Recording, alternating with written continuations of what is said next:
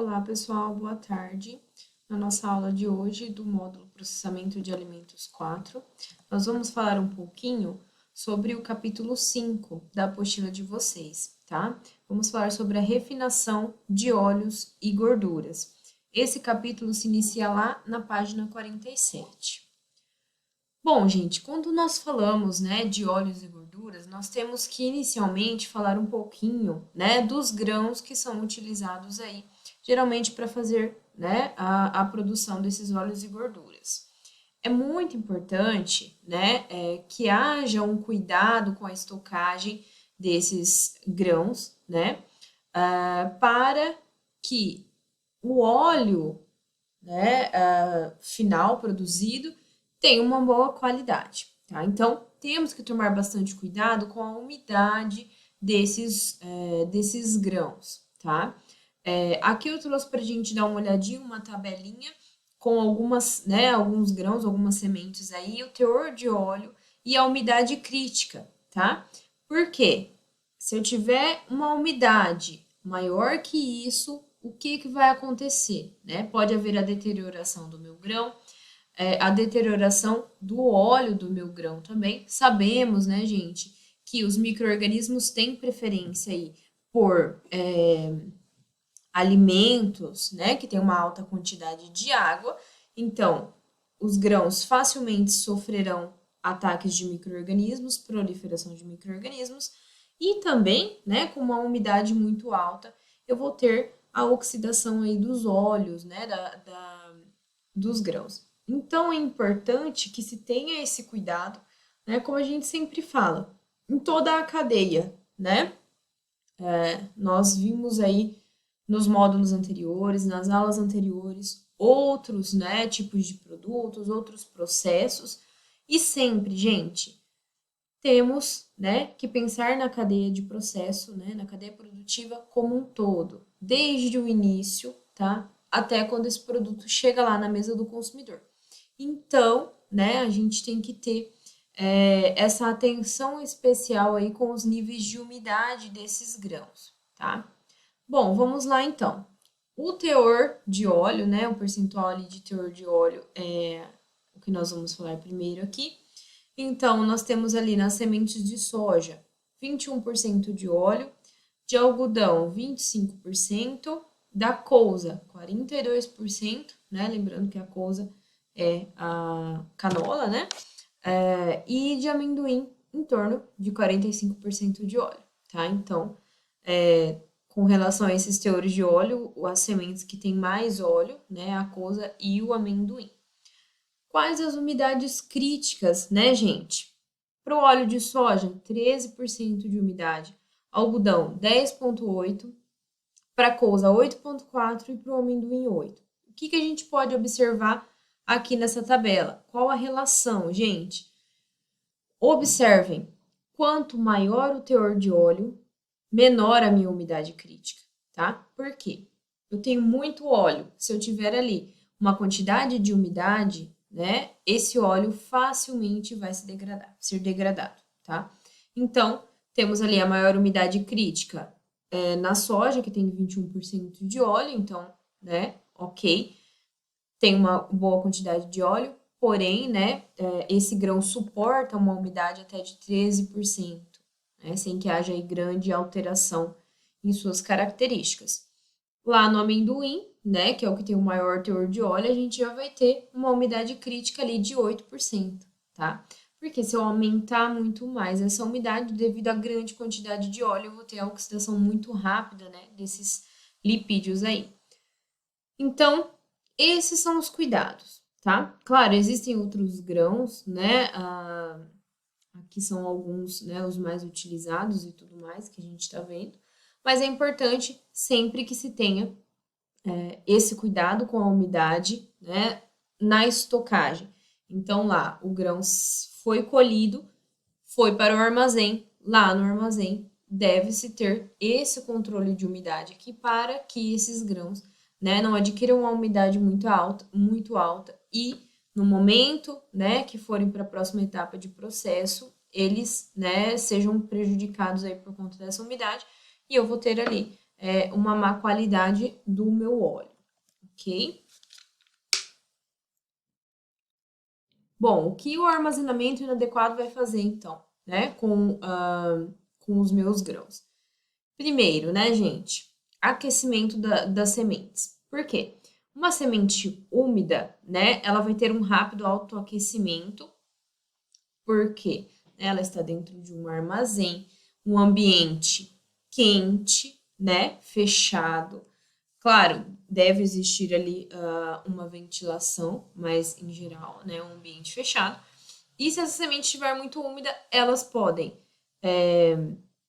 vão, né, se aquecer muito mais rápido, se autoaquecer, podem inflamar, né, e carbonizar-se. Então, eu vou perder semente ali por conta dessa umidade, tá? Existe também o aumento da acidez. Então, com o aumento dessa temperatura da semente, eu vou ter um aumento da acidez do óleo, tá? Então, por exemplo, no óleo de algodão, que eu tenho uma acidez de 3 a 4%, por conta desse armazenamento inadequado, eu vou ter, né, uma acidez de 30 a 35%. Isso não é legal, né? Isso vai interferir na qualidade do meu óleo. Por isso que eu tenho que tomar o cuidado aí, né, com relação ao armazenamento dessas matérias-primas que são utilizadas para a produção dos óleos. Outro problema, tá? É o escurecimento do óleo contido na semente, né? Por exemplo, óleos de algodão, né? De semente de abóbora, tem uma dificuldade de serem clarificados, tá? Por conta aí desse escurecimento que ocorre durante esse processo, durante o armazenamento. E aí chega lá nas próximas etapas, que nós vamos ver, né, nos próximos vídeos aí, lá nas próximas etapas eu não vou conseguir clarificar o óleo, né, na quantidade ideal, adequada, né, para que ele atinja aquela coloração que vai atrair o consumidor, tá? Então, isso também é um problema aí do armazenamento inadequado. Gente, modificações organolépticas, tá? Todas as etapas, né, são muito importantes quando a gente fala de modificações no produto, tá? Claro que algumas etapas do processo são mais importantes, né? Aqui a gente está falando do armazenamento. O armazenamento, ele pode influenciar tanto no gosto quanto no cheiro, né, dos óleos e dos farelos que são gerados após o processo, tá? Pode ter, então, o óleo pode ficar com gosto de sabão, de sebo ou cheiro de ranço. Por quê? Como eu falei, tem uma quantidade de água acima do ideal, né? Esses óleos vão entrar em degradação rapidamente. Os grãos, né? Uma grande quantidade de grãos com uma grande quantidade de água e uma temperatura elevada, né? Eu vou ter a aceleração dessas reações aí e as minhas sementes, né? Já vão estar em um estado não próprio para a produção do óleo. Utiliza essas sementes, né? Que já estão ali com aqueles produtos, né? Da rancificação. Semente foi lá para a etapa de extração do óleo, obviamente o óleo, né, vai ficar aí com esses sabores e odores indesejáveis. Ninguém quer comprar um óleo que tenha um cheiro de ranço, um sabor ranço. Claro, né, está degradado. Porém, existem, claro, depois, né, que o óleo é extraído, algumas análises aí que vão avaliar a qualidade desse óleo. Mas eu vou perder o meu produto, né? Eu vou perder matéria-prima se eu tiver esse tipo de semente aí que não está em um bom estado, tá? E não é uma matéria-prima de qualidade, né? Modificações estruturais também podem ocorrer, tá? A diminuição do índice de iodo após o armazenamento prolongado, tá? Aumento de duplas ligações conjugadas nos óleos de algodão e de amendoim. Isso também vai interferir na qualidade do óleo. Então, a gente tem que ter muito cuidado aí no armazenamento, com a temperatura, com a umidade e com o tempo de armazenamento também, né? Os grãos aí, eles não devem ficar um tempo muito excessivo, porque se eu deixar esse grão por um tempo muito grande, eu vou facilitar aí todos esses tipos, né, de modificações que vão causar problemas lá no meu produto final. Bom, gente, vamos falar um pouquinho sobre as etapas para obtenção do óleo bruto, tá? O óleo é um produto muito consumido, tá, gente? Principalmente o óleo de soja. Então, se você vai lá no mercado, observar na prateleira, 80%, 90% da prateleira é composta por óleo de soja de diversas marcas, uma quantidade muito grande. E, né, temos ali separadamente em outros lugares o óleo de milho, de canola, de girassol e tudo mais. O óleo de soja também, né, é o mais barato que se encontra aí no mercado, então por isso ele também é bastante, né, consumido aqui no nosso país. Nós temos uma alta produção de soja, né, então isso vai baratear de certa forma o produto final.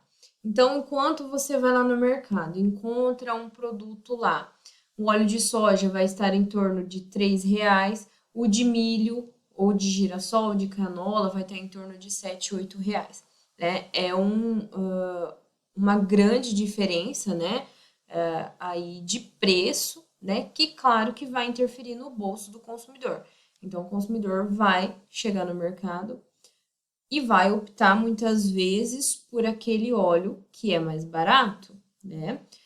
Tem muita gente que utiliza bastante, né? Óleo, tem gente que utiliza menos, né? Empresas, né, que tem aí do ramo de alimentação, as lanchonetes e tudo mais, utilizam uma grande quantidade de óleo, né, para realizar frituras e tudo mais. Então, geralmente esse pessoal já vai procura aquele óleo, né, que tem um preço mais, né, um preço mais baixo, porque isso vai interferir lá no, né, no lucro final. Existem aí, a gente viu, né, na nossa aula passada, o ponto de fumaça, então a resistência aí desses óleos em relação à temperatura, né? Então existe essa diferença sim, mas muitas vezes, né, os próprios donos aí de restaurantes e lanchonetes não levam muito em consideração, compram aí mais esses produtos por conta de seu preço, né? Então eu vou comprar o que é mais barato para, né, que eu tenha lá no final um lucro maior, né, um rendimento maior aí dos meus produtos e tudo mais. Mas claro que isso vai depender, né, gente, da empresa e tudo mais, né, de vários outros fatores, né, não só apenas ali o preço ou a qualidade do óleo.